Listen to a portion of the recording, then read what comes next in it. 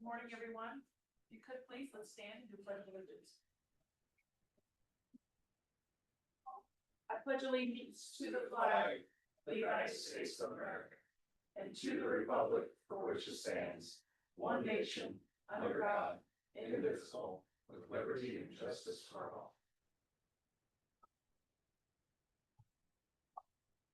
Good, everyone. Roll call, please, Jake. East Johnner, Here. Jim Mueller is away today, and Steve McCombs here. Entertain a motion for today's agenda. We move we approve today's agenda. I'll support. McCombs, Aye. Johnner. Aye. Communications? If you have anything. I do not.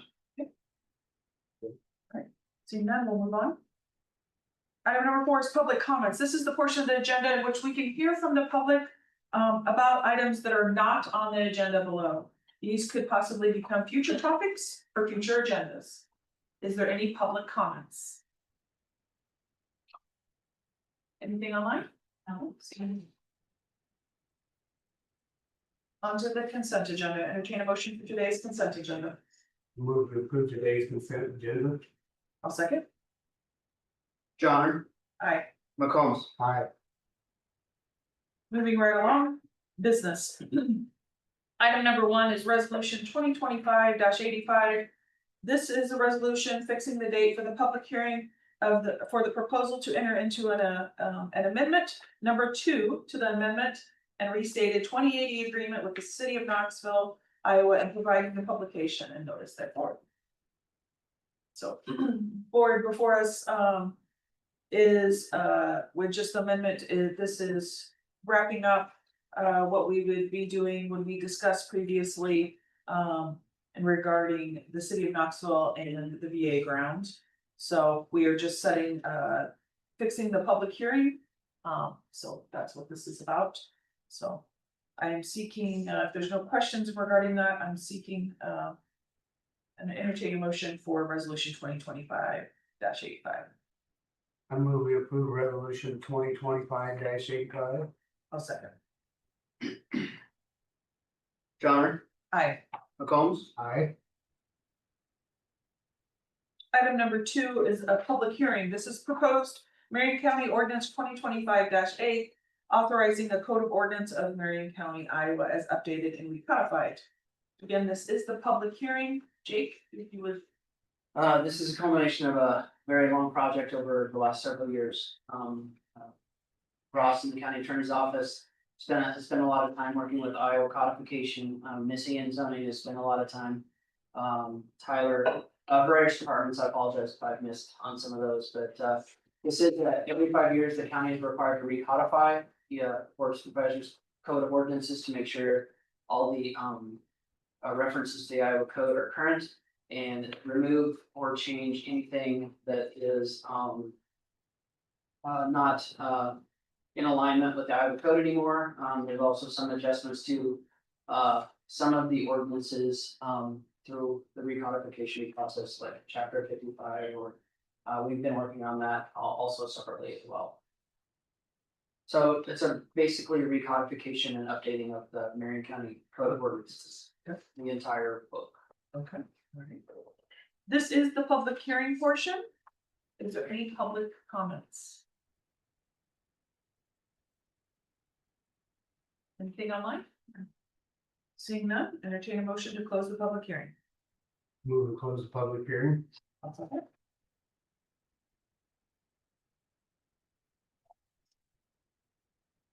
McCombs, Aye. Johnner, Aye.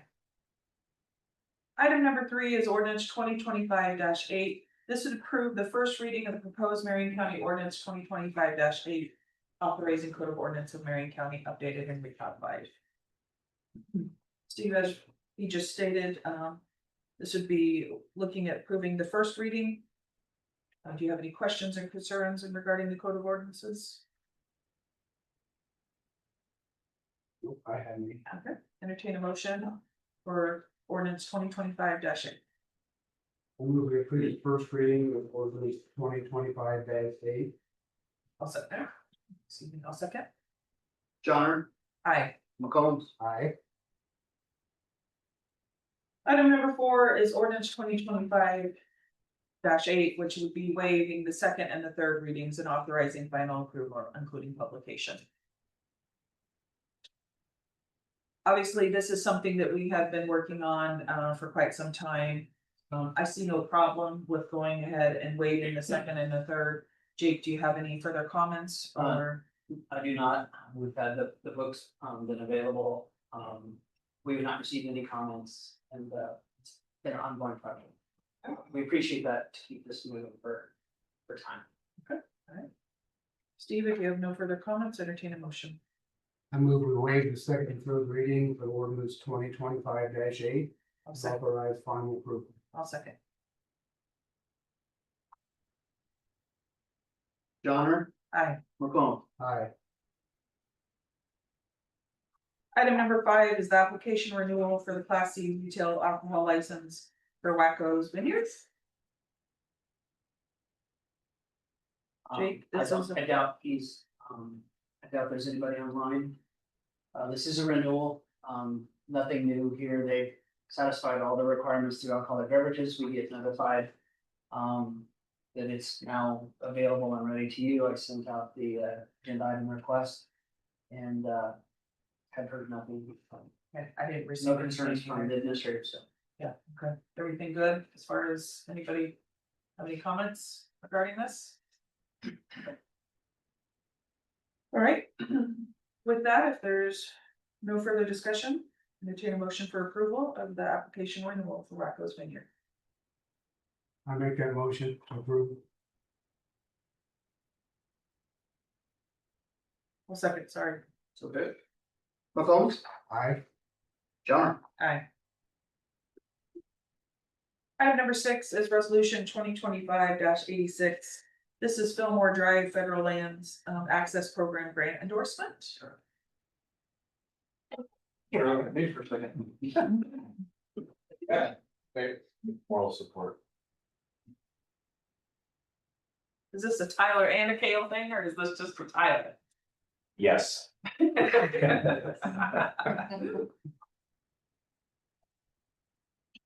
Good morning, Tyler. Morning. So 3 years ago, 2022. Steve Edwards and I came up with a project.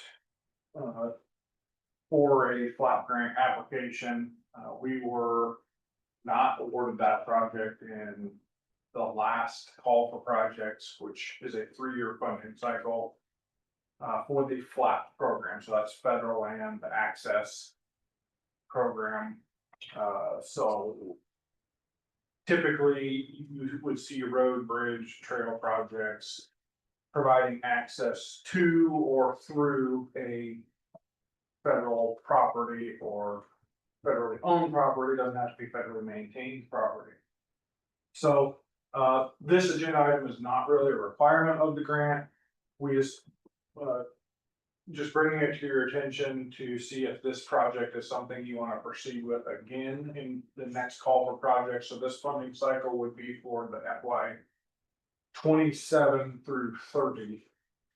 I believe funding cycle. I mean, it might say 27 to 29 actually. But it's a 3-year, the next 3 years, so what's that? It does say 29. 29, yeah, so it'd be the 3-year funding cycle. So, again, this agenda item is not a requirement of the grant to get your approval. This is just to bring it before you to discuss if this is a project you'd like to proceed with. The major difference, with this application versus our other is there is no match required. This can be 100% federally funded. Previously, when we applied, I think it was required to have a match. However, during the review of our applications, there were some legislative changes at the federal level, and it became 100% during that project. Or during that application period, for which we were not awarded. So there are other projects that we could probably look at to use flat for. in Marion County because we have a lot of federally owned property and a lot of roads that come and go from there. However, you know, there's some need here. And also this is a road that we maintain. Provides access to a county conservation facility, but the road is on federal property. So we do not have county right of way here, but it's a road that we do maintain. It is a continuation of a secondary road. So, but the portion you see on the screen here is 100% on federal property, but it's leased to conservation for the Roberts Creek Park and provides access to the Roberts Creek campground and the Ranger house or station, whatever. The shop, yeah, and then also the stand-up paddleboard area at the boat ramp there. So the project includes paving of Fillmore Drive from G28 to the end of the federal property near the conservation shop. It also includes paving up the hill within the Roberts Creek East campground to the top of the hill, which if you've been out there, that hill is problematic for a variety of reasons with large RVs and campers and probably a maintenance nightmare for the conservation department. So we included that as well. And in the project, we did include phasing in the previous application that if we were not able to get fully funded, we would do from G28 up to the top of the hill within the campground and not the northeast to the conservation shop. To omit that leg going to the northeast if funding didn't allow, but we were still able to get some funding. It's pretty much just the high traffic. Yeah, and there would be some safety improvements, not only at that intersection, at the bottom of the, I guess at the gate or the entrance to the east campground, but also there would be safety improvements on G28 for the pedestrian and bicyclists that we know are already crossing there. This paving would also include a width to accommodate a bike lane, not a separated path. It would be low speed, low volume. It would have a separated bike, not a separated, a bike lane. It might be separated by a non-physical barrier. Do you think in regarding the grant, would there be, when it has to cross the road to go to the other bike trail, you know, you're crossing, would that cause any hiccups for them to be reviewing this grant? You know what I mean? It's, the bike trail is not contiguous with on that side of where we're paving. Do you get what I'm asking? It is contiguous with the Roberts Creek property though. It is, you're right, yeah, but it's just not, we've got, yeah, the highway separates. Yeah, there are provisions in the grant for a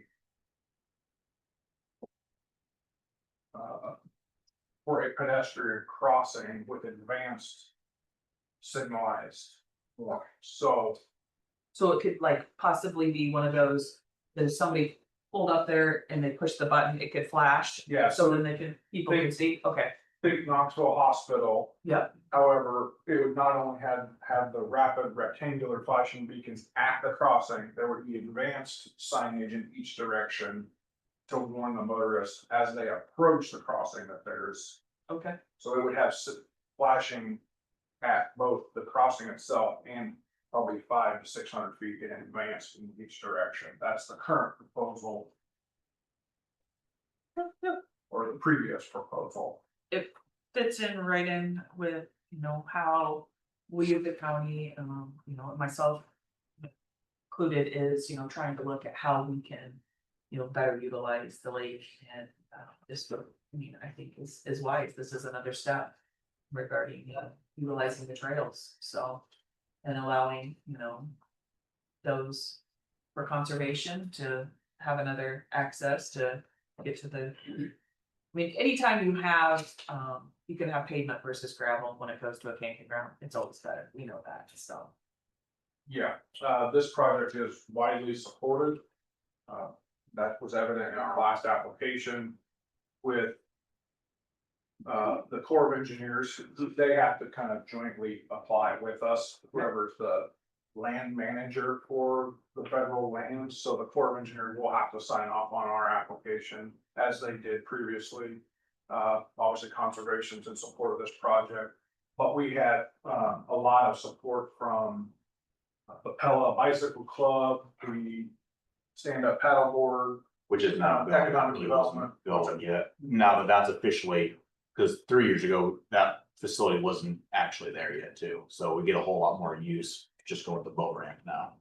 Because that facility. Is this something we need to be reaching out to, you know, if the board approves this, then reaching out to legislatively wise, congressional wise in regarding federal, to be able to make sure they're aware, or is this? Potentially.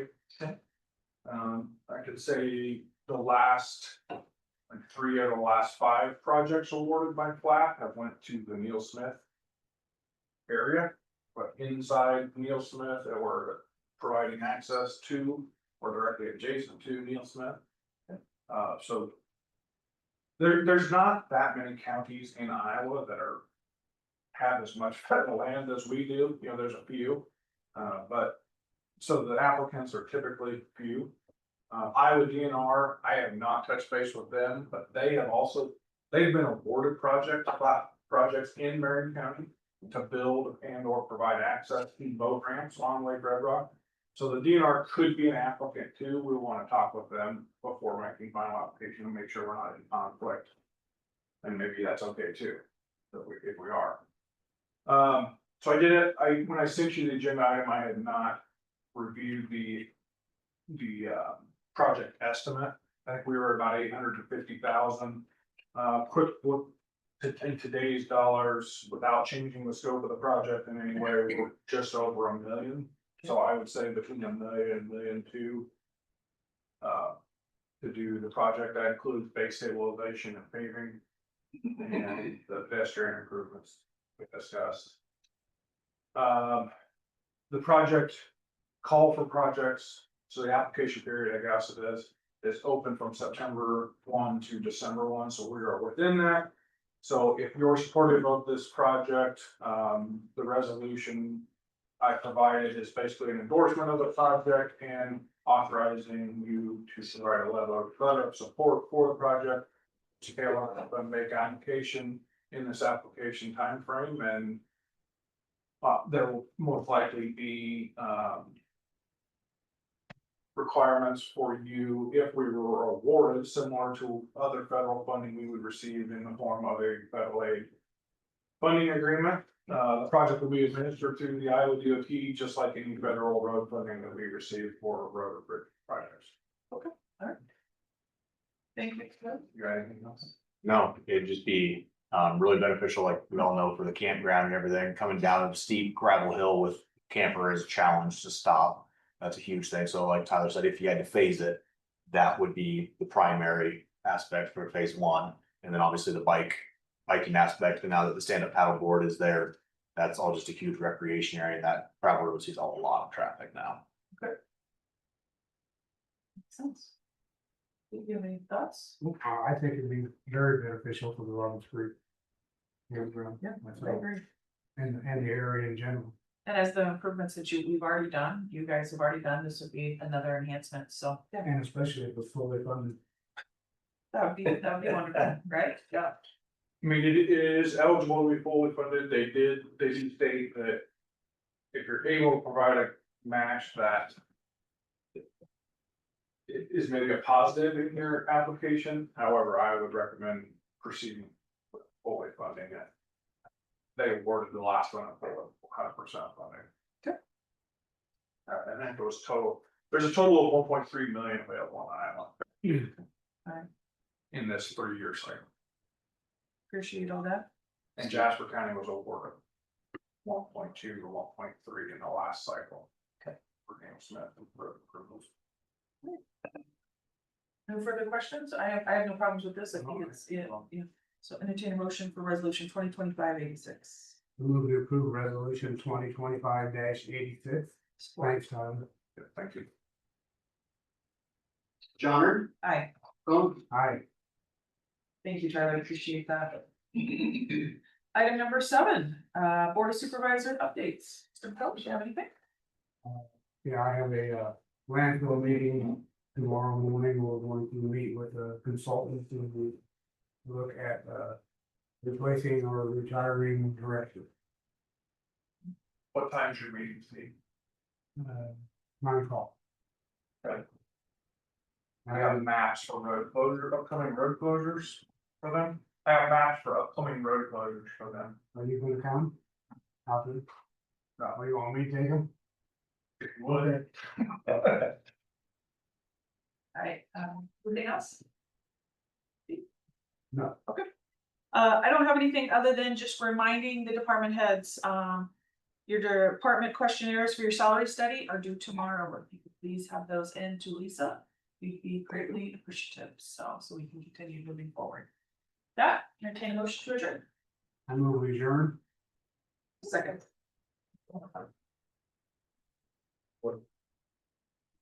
Charles? Aye. John? Aye. Thank you, everyone.